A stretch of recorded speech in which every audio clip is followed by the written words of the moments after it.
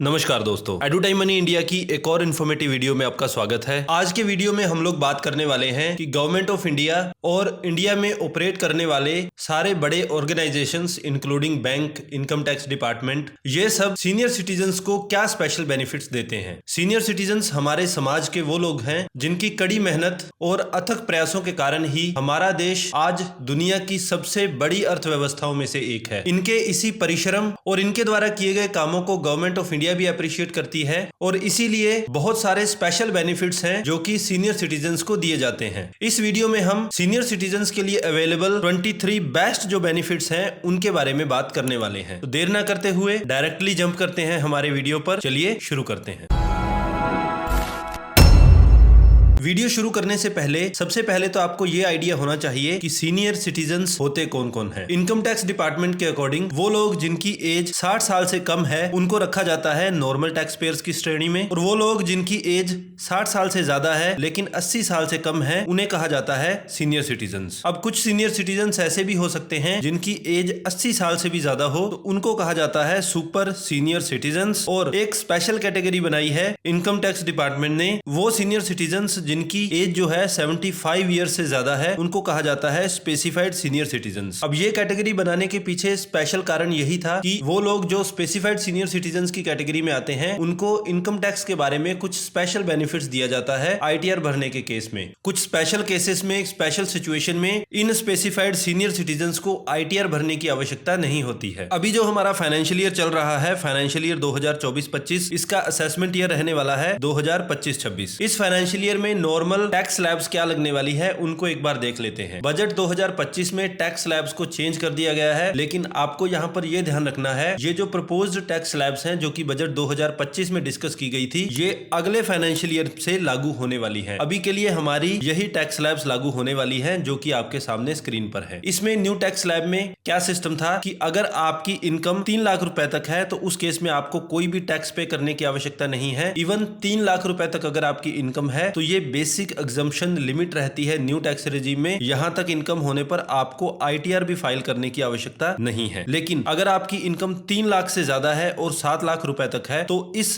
3 लाख से 7 लाख वाली स्लैब पर आपको टैक्स देना होता है 5%। लेकिन यहां पर भी अगर आपकी ओवरऑल इनकम 7 लाख से कम है तो उस केस में सेक्शन 87A के अंडर आपको टैक्स की छूट मिल जाती है, और इस छूट को जब आप अप्लाई करेंगे तो उस केस में 7 लाख तक अगर आपकी इनकम है तो आपको कोई भी टैक्स पे करने की आवश्यकता नहीं है। लेकिन 7 लाख से ज्यादा अगर आपकी इनकम हो जाती है तो उस केस में आपका जो टैक्स है वो 3 लाख से ही स्टार्ट हो जाता है। 3 लाख से 7 लाख तक वाली जो इनकम है उस पर आपको 5% टैक्स देना होता है। 7 लाख से लेकर 10 लाख के बीच में जो भी आपकी इनकम है उस पर टैक्स रहता है 10%। 10 लाख से ज्यादा वाली जो इनकम है और 12 लाख से कम वाली है, यानी कि 10 लाख से 12 लाख के बीच में जो भी आपकी इनकम रहेगी उस पर 15% टैक्स, 12 लाख से 15 लाख पर 20% टैक्स, और जो भी आपकी इनकम 15 लाख रुपए से भी ज्यादा है वहां पर आपको 30% टैक्स देना होता है। तो ये टैक्स स्लैब्स जो कि है फाइनेंशियल ईयर 2024-25 के लिए, ये फाइनेंशियल ईयर अभी वर्तमान में चल रहा है। इसके साथ साथ में ओल्ड टैक्स रेजिम को भी एक बार देख लेते हैं। वर्तमान में 2 तरह की टैक्स रेजिम काम करती हैं, एक तो है न्यू टैक्स रेजिम और एक हमारी आ जाती है old tax regime. Old tax regime में क्या सिस्टम है कि यहाँ पर अगर आपकी इनकम 2.5 लाख रुपए तक है तो उस केस में आपको कोई भी टैक्स पे करने की आवश्यकता नहीं है। ओल्ड टैक्स रेजिम में क्या होता है कि आपकी बेसिक एग्जम्पशन लिमिट भी 2.5 लाख रुपए तक रहती है, यानी कि अगर आपकी ओवरऑल इनकम 2.5 लाख से कम है उस केस में आपको आईटीआर फाइल करने की भी आवश्यकता नहीं है। लेकिन 2.5 लाख से ज्यादा अगर आपकी इनकम है और 5 लाख रुपए तक जो भी आपकी इनकम है तो इस इनकम के लिए आपको देना होता है टैक्स 5%। लेकिन same case new tax regime वाला यहाँ पर भी आता है। यहाँ पर 5 लाख तक जो भी आपका टैक्स बनता है वो सेक्शन 87A के अंडर आपको छूट प्राप्त हो जाती है। तो अगर आपकी ओवरऑल इनकम 5 लाख रुपए तक ही है तो उस केस में आपको किसी भी तरह का टैक्स पे करने की आवश्यकता नहीं है। लेकिन आईटीआर आपको 2.5 लाख से भरनी स्टार्ट करनी होती है। अब इसके बाद क्या होगा, 5 लाख से ऊपर की जो भी इनकम है, 5 लाख से 10 लाख के बीच की, उस पर आपको 20% टैक्स देना होता है। यहाँ पर भी सेम केस रहता है। 5 लाख से ऊपर जैसे ही आपकी इनकम होगी तो आपका टैक्स जो है वो 2.5 लाख रुपए से स्टार्ट हो जाता है। इसके बाद 10 लाख से ऊपर आपकी जो भी इनकम है उस पर आपको देना होता है 30% टैक्स। अब ये सारी सिचुएशन एक नॉर्मल केस में थी। अब अगर हम लोग सीनियर सिटीजन्स के बारे में बात करें तो सबसे पहला बेनिफिट तो यही मिलता है कि बेसिक टैक्स स्लैब्स जो होती है वो यहाँ पर चेंज हो जाती है। बेसिक एग्जम्पशन लिमिट लिमिट हमने ओल्ड टैक्स रिजीम में देखा था वो थी 2.5 लाख रुपए, लेकिन सीनियर सिटीजन के लिए ये रहती है 3 लाख रुपए। यानी कि 3 लाख रुपए तक अगर किसी सीनियर सिटीजन की इनकम है तो उनको ना तो टैक्स पे करना है और ना ही ITR फाइल करने की आवश्यकता है। यही 3 लाख वाली लिमिट जो है सुपर सीनियर सिटीजन के लिए हो जाती है 5 लाख रुपए। तो सुपर सीनियर सिटीजन वो लोग जिनकी एज 80 साल से ज्यादा है, तो उनको 5 लाख रुपए तक ना तो कोई टैक्स पे करना है और ना ही 5 लाख रुपए तक अगर ओवरऑल इनकम है तो ना ही उनको ITR फाइल करने की आवश्यकता है। पहला बेनिफिट तो ये हो गया कि बेसिक एग्जम्पशन लिमिट जो होती है वो नॉर्मल पर्सन की तुलना में ज्यादा होती है सीनियर सिटीजन और सुपर सीनियर सिटीजन के केस में। इसके बाद अगला बेनिफिट मिलता है कि जो भी आप इंटरेस्ट इनकम अर्न करते हैं उस पर नॉर्मल सिचुएशन में क्या होता है कि अगर किसी व्यक्ति की सेविंग अकाउंट से इंटरेस्ट इनकम जो है 10,000 रुपए से पार हो जाती है तो उस केस में आपको इस पर टैक्स पे करना होता है, और यहाँ पर इंटरेस्ट इनकम पर जो भी टैक्स लगता है वो आपकी टैक्स स्लैब्स के अकॉर्डिंग ही लगता है। लेकिन सेक्शन 80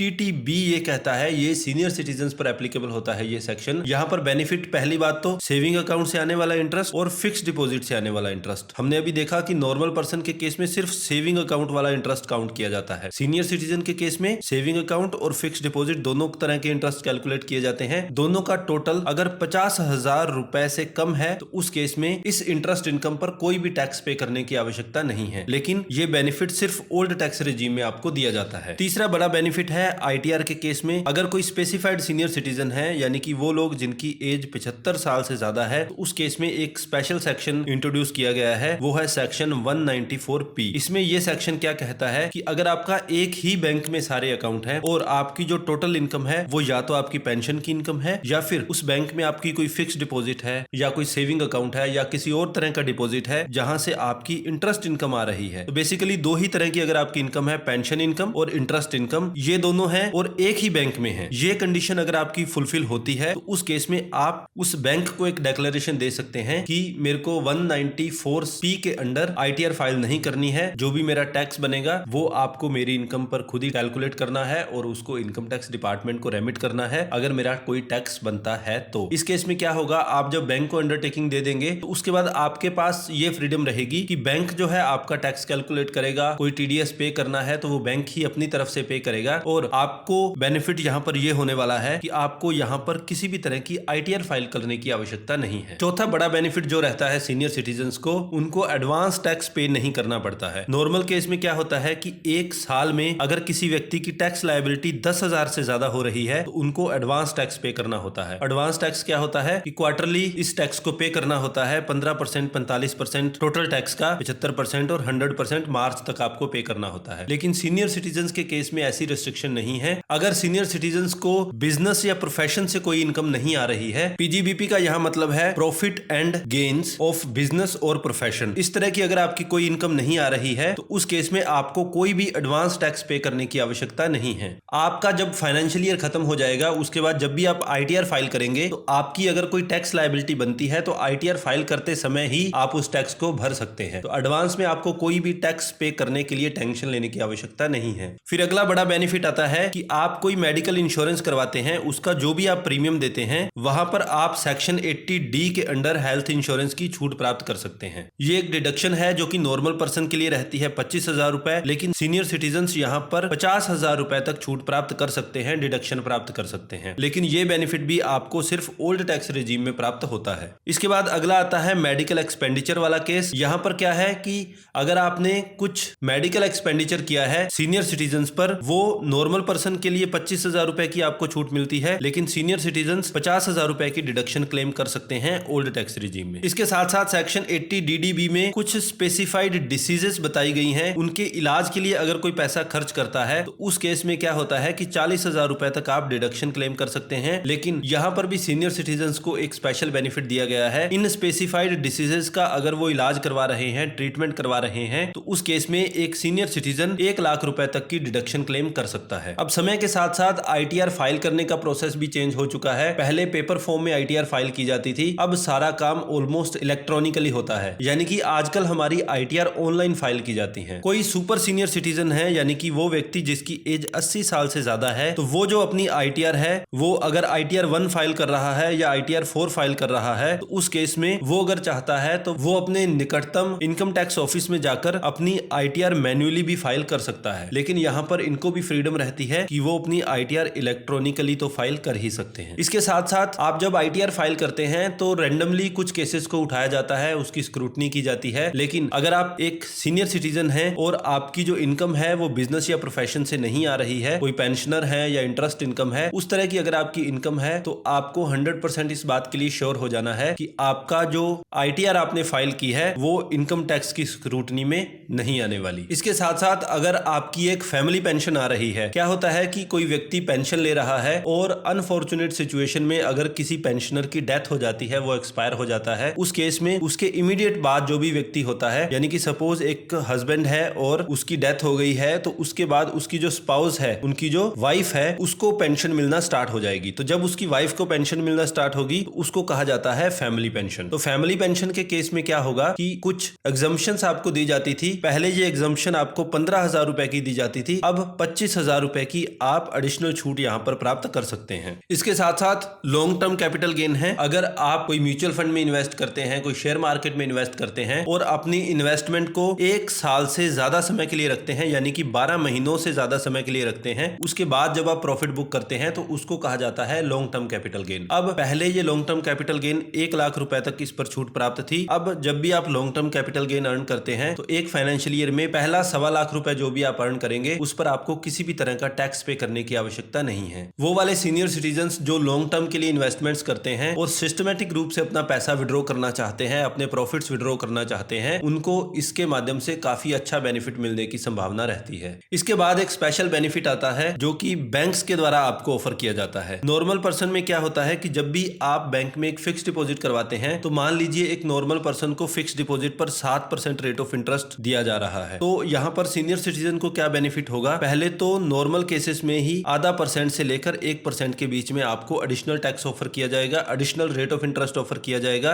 नॉर्मल पर्सन को जहां 7% रेट ऑफ इंटरेस्ट मिल रहा था, सीनियर सिटीजन को यहां पर अप्रोक्सीमेट 7.5% आप मानकर चल सकते हैं। और कुछ सीनियर सिटीजन जो हैं जिनकी एज 80 साल से ज्यादा है, यहां पर इसके ऊपर भी एडिशनल बेनिफिट दिया जाता है। नॉर्मली ये 10 पैसे रहता है, तो ये हो जाएगा 7.60%। तो ओवरऑल सीनियर सिटीजन को आधे % से लेकर 1% तक डिफरेंस रहता है रेट ऑफ इंटरेस्ट में जब वो फिक्स डिपॉजिट करवाते हैं। तो अगर आप एक फिक्स डिपॉजिट करवाने वाले हैं और आपके परिवार में कोई सीनियर सिटीजन है, तो आप उनके नाम से अगर फिक्स डिपॉजिट करवाएंगे तो आप कुछ एडिशनल इंटरेस्ट इनकम अर्न कर सकते हैं, क्योंकि उनको extra rate of interest bank offer कर रहा है। इसके बाद अगला बेनिफिट आता है फॉर्म 15H का। अब बैंकों में क्या होता है कि जब भी आप कोई इंटरेस्ट इनकम अर्न करते हैं तो एक पर्टिकुलर लिमिट के बाद बैंक आपका जो है TDS काटना शुरू कर देते हैं। अभी इस फाइनेंशियल ईयर की अगर हम बात करें, फाइनेंशियल ईयर 24-25 के लिए, तो यहाँ पर ये लिमिट क्या है कि नॉर्मल पर्सन जब 40,000 से ज्यादा इंटरेस्ट अर्न करता है तो उनका TDS काटना शुरू कर देता है बैंक। बैंक क्या करता है, आपकी इंटरेस्ट इनकम का 10% काटता है और उसको इनकम टैक्स डिपार्टमेंट को रेमिट कर देता है। अगर आपकी इनकम टैक्सेबल नहीं होती है तो आप जब ITR फाइल करते हैं तो उस केस में आप इस टैक्स का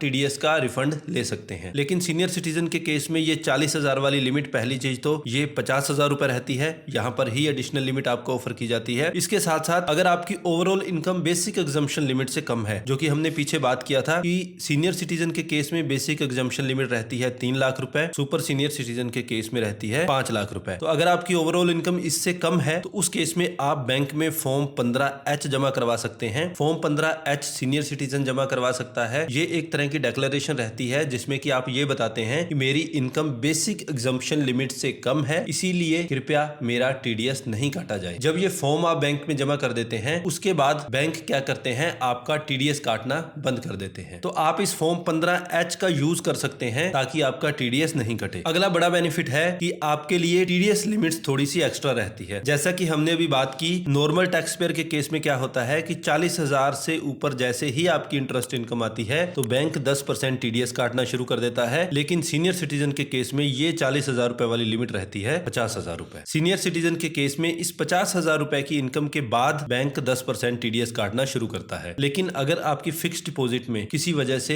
पैन कार्ड अवेलेबल नहीं है तो उस केस में ये TDS की लिमिट हो जाती है 20%। अगला बड़ा बेनिफिट है ITR फाइलिंग को लेकर। अगर किसी नॉर्मल पर्सन का TDS डिडक्ट हुआ है और ये TDS या TCS जो भी डिडक्ट हुआ है ये 25,000 रुपए से ज्यादा है तो इनको ITR फाइल करने की आवश्यकता है। लेकिन सीनियर सिटीजन के केस में क्या है कि अगर आपका 50,000 रुपए तक भी TDS कट जाता है, उस केस में भी अगर आप चाहें तो ITR फाइल नहीं भी करेंगे तो ये चल सकता है। लेकिन चूंकि आपका जब TDS डिडक्ट होता है तो मैक्सिमम केसेस में यही होता है कि कि आपको इसका रिफंड लेना होता है। तो अगर आपको रिफंड लेना है इस TDS या TCS का, तो उस केस में आपको ITR फाइल करनी ही होगी और ITR फाइल करने के बाद ही आप इसका रिफंड ले पाएंगे। अगला इंपॉर्टेंट बेनिफिट आता है सीनियर सिटीजन सेविंग स्कीम। आज के समय में सीनियर सिटीजन के लिए इन्वेस्टमेंट के लिए अगर सबसे बढ़िया कोई टूल है तो वो यही सीनियर सिटीजन सेविंग स्कीम है। यहाँ पर कोई भी व्यक्ति जिसकी एज 60 साल से ज्यादा है वो इन्वेस्ट कर सकता है। अगर कोई सिविलियन एम्प्लॉय था जो कि 60 साल से पहले रिटायर कर गया है और उसकी एज 55 साल से ज्यादा है और 60 साल से कम है, उस केस में वो इसमें इन्वेस्ट कर सकता है। डिफेंस के केस में थोड़ी जल्दी रिटायरमेंट हो जाती है, तो यहाँ पर कोई डिफेंस एम्प्लॉय जो 50 साल के बाद रिटायर हो रहा है और 60 साल से पहले रिटायर हो रहा है वो भी इसमें इन्वेस्ट कर सकता है। इस सीनियर सिटीजन सेविंग स्कीम में आप मैक्सिमम 30 लाख रुपए तक इन्वेस्ट कर सकते हैं और यहाँ पर आपको रेट ऑफ इंटरेस्ट ऑफर किया जाता है 8.2%। गवर्नमेंट ऑफ इंडिया की जितनी भी गारंटीड स्कीम्स हैं सबसे ज्यादा रेट ऑफ इंटरेस्ट आपको इसी स्कीम में ऑफर किया जाता है और इसके साथ साथ यहाँ पर आप जो भी इंटरेस्ट इनकम अर्न करेंगे वो क्वार्टरली आपको पे कर दी जाती है, यानी कि हर 3 महीनों बाद आपको इसकी पेमेंट आपके ट्रांजैक्शन अकाउंट में या डिपॉजिट अकाउंट में कर दी जाती है। तो आप सीनियर सिटीजन सेविंग स्कीम को एक रेगुलर इनकम अर्न करने के सोर्स के रूप में भी यूज कर सकते हैं। अगला बड़ा बेनिफिट है कि अगर कोई सुपर सीनियर सिटीजन है तो उस केस में सुपर सीनियर सिटीजन को अपने आधार को पैन से लिंक करने की आवश्यकता नहीं है, इनके लिए ये मैंडेटरी नहीं है। सुपर सीनियर सिटीजन के अलावा इंडिया में सारे लोगों को अपने आधार को पैन से लिंक करना अनिवार्य है और शुरू में तो इसके लिए कोई भी आपसे चार्जेस भी नहीं लिए जाते थे। अभी के लिए आपसे 1000 रुपए पेनल्टी ली जाती है जब आप अपने पैन आधार को लिंक करते हैं। अगला इंपॉर्टेंट बेनिफिट ये है कि अगर आप फ्लाइट्स को फ्रिक्वेंटली यूज करते हैं तो उस केस में सीनियर सिटीजन्स को कुछ स्पेशल डिस्काउंट्स भी दिए जाते हैं जब आप एयरलाइंस की किसी भी एयरलाइंस की फ्लाइट्स को यूज करते हैं। ये जो छूट है, ये जो डिस्काउंट है, ये 5% से लेकर 50% के बीच कितने भी हो सकते हैं और ये परसेंटेज जो है अलग अलग एयरलाइंस के लिए अलग अलग रहती है, अलग अलग सीजन्स के लिए अलग अलग रहती है, ये ऊपर नीचे वेरी करती रहती है। इसके साथ साथ अगर किसी सीनियर सिटीजन का किसी हाई कोर्ट में कोई केस है तो उसको फास्ट रिस्पॉन्स देने के लिए प्रायोरिटी हियरिंग की सुविधा दी जाती है। यहाँ पर सीनियर सिटीजन को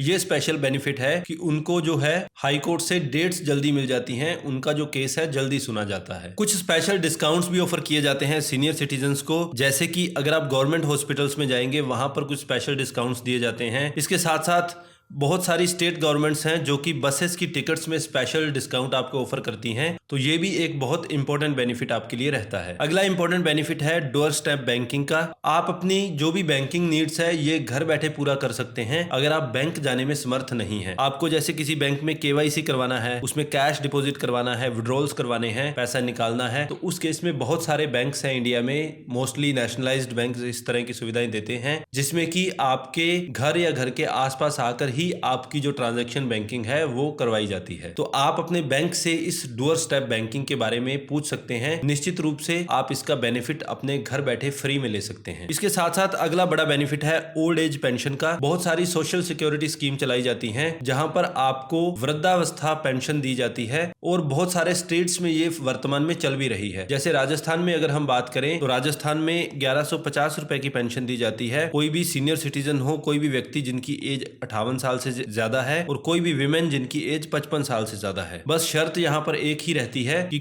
उनकी किसी भी तरह की कोई गवर्नमेंट जॉब नहीं होनी चाहिए, कोई गवर्नमेंट जॉब से कोई पेंशन आती हुई नहीं होनी चाहिए। अगर कोई स्पेशल इनकम उनकी नहीं आ रही है तो उनको ये 1150 रुपए पेंशन दी जा सकती है। इसके साथ साथ अगर आप ट्रेन में अपनी बुकिंग करते हैं तो जब भी आप ट्रेन में बुकिंग करेंगे तो जो भी सीनियर सिटीजन्स हैं उनके लिए एक सेपरेट अलग से कोटा बना रखा है जिसके अंडर उनको हमेशा से लोअर बर्थ ही ऑफर किया जाता है। तो ये तो थे स्पेशल बेनिफिट सीनियर सिटीजन्स के लिए। इसके साथ साथ एक बार समझ लेते हैं सेक्शन 87A को। ओल्ड टैक्स रिजीम में अगर आपकी इनकम 5 लाख रुपए तक रहती है तो उस केस में 5 लाख रुपए तक की इनकम का जो भी आपका टैक्स बनता है वो सेक्शन 87A के अंडर आप छूट प्राप्त कर सकते हैं। सेम केस रहता है न्यू टैक्स रिजीम में। न्यू टैक्स रिजीम में अगर आपकी ओवरऑल इनकम 7 लाख रुपए तक है तो 7 लाख रुपए तक जो भी आपका टैक्स बनेगा वो सेक्शन 87A के अंडर आप कंप्लीटली छूट प्राप्त कर सकते हैं। आपको 7 लाख रुपए तक की इनकम के लिए कोई भी टैक्स पे करने की आवश्यकता नहीं है। इसके साथ साथ एक मार्जिनल रिलीफ की सुविधा भी आपको दी जाती है। इसमें क्या होता है कि जैसे 7 लाख से ऊपर आपकी इनकम चली गई, मान लीजिए 7 लाख 1,000 रुपए आपकी इनकम चली गई, तो आपको अब 3 लाख रुपए से टैक्स पे करना स्टार्ट नहीं करना होता है। तो 7 लाख 1,000 हो गई तो आप ऊपर का 1,000 एज ए टैक्स टैक्स पे कर सकते हैं, तो आप बची हुई 7 लाख पर आपको कोई भी टैक्स पे करने की आवश्यकता नहीं है। तो ये एक स्पेशल कॉन्सेप्ट है जो कि रिसेंटली लाया गया है मार्जिनल रिलीफ का। इसका भी आप यूज कर सकते हैं अपना टैक्स बचाने के लिए। इसके साथ साथ अगर आपकी कोई सैलरी या पेंशन की इनकम आ रही है तो उस केस में आप 75,000 रुपए की स्टैंडर्ड डिडक्शन क्लेम कर सकते हैं, लेकिन ये स्टैंडर्ड डिडक्शन आपको मिलती है सिर्फ न्यू टैक्स रिजीम में। अब न्यू टैक्स रिजीम में क्या था, 7 लाख रुपए तक तो वैसे ही टैक्स नहीं था, प्लस 75,000 रुपए आपको ये एडिशनल छूट मिल गई है अगर आपकी इनकम सैलरी या पेंशन से आ रही है। तो ओवरऑल 7,75,000 रुपए तक आपको कोई भी टैक्स पे करने की आवश्यकता नहीं है। इस तरीके से आप इस स्टैंडर्ड डिडक्शन का बेनिफिट ले सकते हैं। इसके साथ साथ बहुत सारे कॉमन बेनिफिट्स हैं, जैसे कि मान लीजिए आपका कोई